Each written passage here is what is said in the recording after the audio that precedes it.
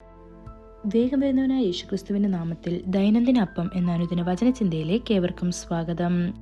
ഇന്ന് ജീവിക്കൂ സമൃദ്ധി ഉണ്ടാക്കൂ എന്ന വിഷയത്തെ ആസ്പദമാക്കി ചില കാര്യങ്ങളെ നമുക്ക് ചിന്തിക്കാം. അതിനാധാരമായ ഒരു വാക്യം വായിക്കാം. 3 യോഹന്നാൻ 1:2 പ്രിയനെ, നിന്റെ ആത്മാവ് ശുഭമായിരിക്കുന്നത് പോലെ നീ സകലത്തിലും ശുഭമായും സുഖമായും ഇരിക്കണം എന്ന് ഞാൻ പ്രാർത്ഥിക്കുന്നു. മനുഷ്യർ അവരുടെ ശാരീരിക ക്ഷേമത്തിൽ വളരെയധികം ശ്രദ്ധ ചെലുത്തുന്നു. എന്നാൽ കർത്താവ് ആത്മാവിന് മുൻഗണന നൽകുന്നു. ലൗകിക വിജയം മൊത്തത്തിലുള്ള ക്ഷേമം കൊണ്ടുവരുമെന്ന് ലോകം വിശ്വസിക്കുമ്പോൾ ദൈവം ആത്മാവിന്റെ ആരോഗ്യത്തിന് പ്രാധാന്യം നൽകുന്നു. നമ്മുടെ ആത്മാവ് യഥാർത്ഥത്തിൽ ജീവിക്കണമെങ്കിൽ അതിന് 3 ആവശ്യ കാര്യങ്ങൾ ഉണ്ടായിരിക്കണം: രക്ഷയുടെ സന്തോഷം, പൂർണ്ണമായ വിശുദ്ധീകരണം, നിത്യജീവൻ എന്നിവ.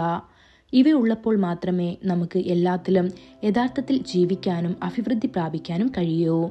പാപം ചെയ്യുന്ന ആത്മാവ് ഒരു മാരകമായ രോഗത്താൽ കഷ്ടപ്പെടുന്നു. അത് ആത്മീയമായി മരിച്ചു.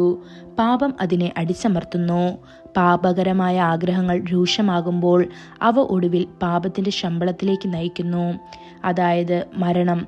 ആദാമും ഹൗവയും ദൈവത്തോട് അനുസരണക്കേട് കാണിക്കുകയും വിലക്കപ്പെട്ട വൃക്ഷത്തിൽ നിന്ന് ഭക്ഷിക്കുകയും ചെയ്ത ദിവസം തന്നെ അവരുടെ ആത്മാക്കൾ മരിച്ചു. ദൈവവും മനുഷ്യത്വവും തമ്മിലുള്ള ഉറ്റബന്ധം തകർന്നു. വേഗത്തിൽ ഓടുന്ന ഒരു മോട്ടോർ സൈക്കിളിന്റെ എഞ്ചിൻ ഓഫ് ചെയ്താലും അത് നിർത്തുന്നതിന് മുൻപ് മുന്നോട്ട് ഉരുണ്ടുകൊണ്ടേയിരിക്കും. അതുപോലെ ആത്മാവ് നിർജീവമായിരിക്കുമ്പോൾ പോലും ശരീരം മുന്നോട്ട് പോകുന്നതായി തോന്നിയേക്കാം. അതുകൊണ്ടാണ് സർദിസിലെ സഭയോട് കർത്താവ് പറയുന്നത്, നിങ്ങൾ ജീവനുള്ളവരെന്ന് നിങ്ങൾക്ക് പ്രസക്തിയുണ്ട്, പക്ഷേ നിങ്ങൾ മരിച്ചവരാണെന്ന്. ഇത് വെളിപ്പാട് 3:1 കാണപ്പെടുന്നു. ശരീരം ജീവനുള്ളതായിരിക്കാം, പക്ഷേ ആത്മാവ് മരിച്ചു. മരിച്ച ആത്മാവിനെ ജീവിതത്തിലേക്ക് തിരികെ കൊണ്ടുവരാൻ ഒരേയൊരു വഴിയേ ഉള്ളൂ: യേശുവിന്റെ ശുദ്ധീകരണ രക്തം.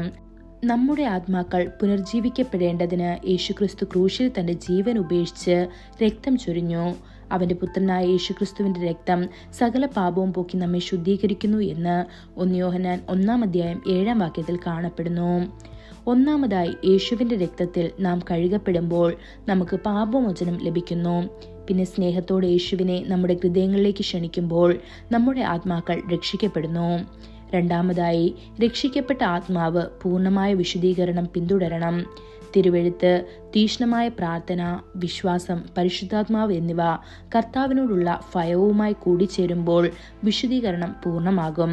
ഈ ദൈവഭയമാണ് വിശുദ്ധിയെ അതിന്റെ പൂർണ്ണതയിലേക്ക് പിന്തുടരാൻ നമ്മെ സഹായിക്കുന്നത്. മൂന്നാമതായി, നമുക്ക് നിത്യജീവൻ ലഭിക്കുന്നു. ഒരിക്കലും നശിക്കാത്ത ഒരു ജീവിതം. ജീവനായ ക്രിസ്തു നമ്മിൽ വസിക്കുമ്പോൾ നമുക്ക് നിത്യജീവൻ അവകാശപ്പെടുന്നു.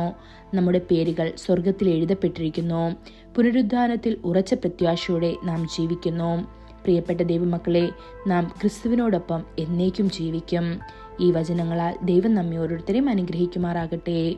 കൂടുതൽ ധ്യാനത്തിനുള്ള വാക്യം യോഹന്നാൻ 3:16 തന്റെ ഏകജാതനായ പുത്രനിൽ വിശ്വസിക്കുന്ന ഏവനും നശിച്ചു പോകാതെ നിത്യജീവൻ പ്രാപിക്കേണ്ടതിന് ദൈവം അവനെ നൽകുവാൻ തക്കവണ്ണം ലോകത്തെ സ്നേഹിച്ചു.